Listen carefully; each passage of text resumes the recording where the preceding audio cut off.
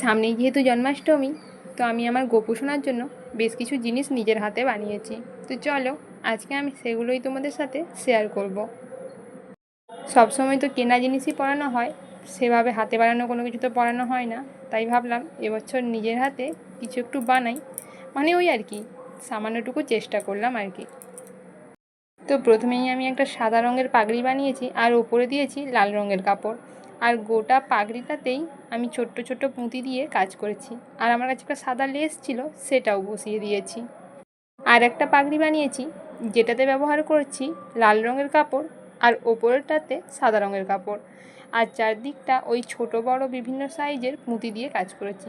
আর ওপরের ওই কুঁচিটা না আমি খুব একটা ভালো ফেলাতে পারিনি, ওই যতটুকুই পেরেছি ততটুকু দিয়েই কাজ চালিয়েছি। তো এই পাগড়িগুলো তোমাদের কেমন লাগলো অবশ্যই কমেন্ট করে জানাবে। আর বানিয়েছি এই সুন্দর একটা হার, আর তার সাথে দু হাতে পরার জন্য দুটো চুড়ি। এই পুঁতিগুলো আমার কাছে বাড়িতেই ছিল, তাই ওগুলো দিয়েই আমি এই কাজগুলো করেছি। আর এই একটা জামা বানিয়েছিলাম, কিন্তু জামাটা আমার মন মতো হয়নি, তাই পুরো কাজটা আর করলাম না। আর গোপুর জন্য আমি যেহেতু একটা জামা বানাতে দিয়ে এসেছি, তাই আর বেকার খাটলাম না। তো আমার এই হাতে বানানো জিনিসগুলো তোমাদের কেমন লাগলো অবশ্যই কমেন্ট করে জানিও কিন্তু।